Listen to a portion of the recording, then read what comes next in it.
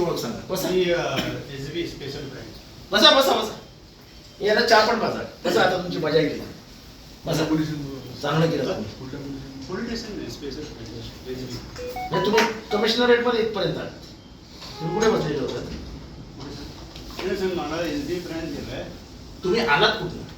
मी कुठे बसलेले होतात? SB branch. कुठे? मला माझ्या घरात येण्याचा अधिकार कोणी दिला? माझं प्रायव्हसी आहे ना, माझं घर आहे ना. माझ्या घरात कोणाला घ्यायचा माझा अधिकार आहे. तुम्ही कशी घाला? मला वरिष्ठांनी सांगितलं म्हणून तुम्ही दरोडा घाला? हा दरोडा आहे. माझ्या घरात चोरी झाली. मी आता वरती गेलेलो तेच बघायला गेलेलो. चेन चोरीला गेल्या 4. त्याचा आग मी तुमच्यावर घेतला तर मी आत्ता तो आग तुमच्यावर घेतला तर की माझ्या 4 चेन चोरीला गेल्या तर तुम्ही चोरल्या. तुम्हाला समजतं का तुम्ही काय करता? की विरोधी पक्षांच्या एका आमदाराच्या घरात डायरेक्ट जाऊन शूटिंग करतात. काय केलं तुम्ही? कशाला? तुमचा काय अधिकार? अहो पण माझा आहे ना, माझं घर आहे ना. निदान मला विचारायचं, माझ्या पोलिसांना विचारायचं. काय लावलं? म्हणजे आमचं प्रायव्हसी ना म्हणजे काही गोष्ट आहे की ना. मी तुमच्या घरी येऊ न विचारता चहा पाजा? काय पद्धती? हे झाडला सरकारला मोठा अडचणीत आणलंय. छोटी गोष्ट नाही आहे. पत्रकार परिषदेचे तुम्ही पत्रकार आहे? आम्हाला दारा सांगितलं. कोणाच्या घरात तुम्ही शांतपणाने मागे उभे राहून शूटिंग काढताय, चालतंय काय? काय बोलायचं तुम्हाला लोकांना? पण कसं काय? माझ्या घरात माझी काय प्रायव्हसी आहे की नाही? त्यांच्या बेडरूम मध्ये काय चालू आहे जरा बघून या. रेस्ट हाऊस मध्ये येतो तुम्ही उभे राहा. माझ्या घरात पत्रकार परिषद आहे. आता तुम्ही महाराष्ट्रात एक मोठं प्रकरण उघडत. नमस्कार मॅडम. कसा वॉच ठेवला पोलीस आवाजला निवडकर बोलते. तर आमदार साहेब बोलतात.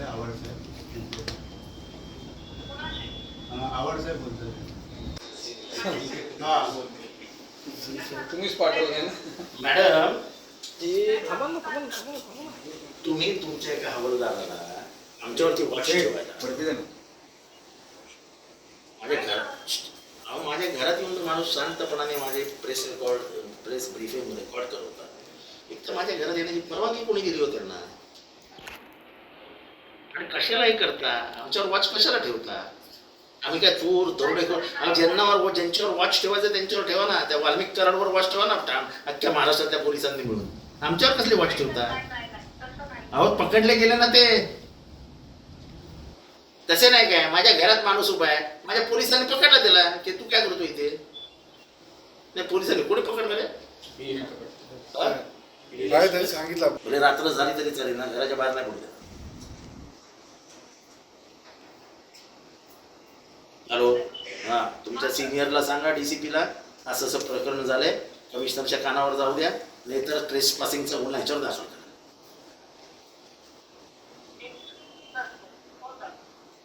तुमचे कोण DCP आहेत त्यांना फोन करा. मी घरीच बसलोय, तुम्ही करा ठीक आहे. तर या अगोदर पाहायला गेलं तर मस्जिदले अधिकारी लक्ष्मी शुक्लांना अन्न त्यांना त्यानंतर विरोधात कोंडी करण्यात आली. आता विरोधकांवर चक्क पोलीस वॉच नाही असं आहे. धक्कादायक आहे की तो माणूस डायरेक्ट माझ्या म्हणजे घरामध्ये पकडला जातो. म्हणजे विरोधी पक्षाला जगू द्यायचं की नाही? म्हणजे त्यांना असं कोंडून टाकायचं की काय? एवढा वॉच ठेवायचा तर वाल्मिक कराडवर ठेवायचं ना. मर्डर झाल्यानंतर तर लवकर सापडला असता. पोरांची म्हणजे पोलिसांची लाच तरी राहिली असते. हे तर आमच्यावरच वॉच ठेवतात. आणि हे सगळं तुमच्या समोर घडलंय. म्हणजे मी काय बनाव तयार केला बिला नंतर सांगतात ना हे बनाव होता वगैरे. हे तुमच्याच नजरेसमोर. मला तर माहित पण नव्हतं.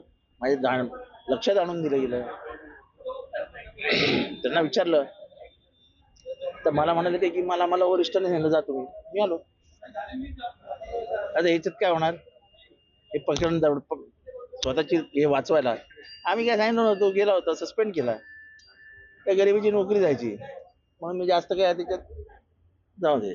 बीड मध्ये पाहायला गेलं तर नाकाबंदी लागली असते, कराड पकडला गेला असं 31 मध्ये. आणि आताच जर अशाच पोलीस जर त्या ठिकाणी नाकाबंदी मध्ये असते. अहो साधी गोष्ट आहे. नाकाबंदी कसली? कराडने सांगितलं 11 वाजता 1 तास अगोदर की मी हजर होणार आहे. पुण्यात नाकाबंदी केली असते. तर तो पोलिसांच्या हातात लागला नसता. कमीत कमी पोलिसांची रास्त तर राहिली असती. ह्याचा अर्थ शासनाकडनं त्यांच्यावर दबाव होता की त्याला येऊ द्या सीआयडीच्या ह्याच्यात. तो गाडीत न उतरतो सीआयडीच्या दारात. म्हणजे किती कापडे फाडले पोलिसांचे. हे पोलीस एवढे हे नाही आहेत. पोलीस कोणाला चोपटवतात. कराड काय नाही, हे काय नसतं पोलिसांसोबत. पण मला कराडचं कौतुक याच्यासाठी वाटतं की मी 89 सालापासून हे सगळं बघतोय.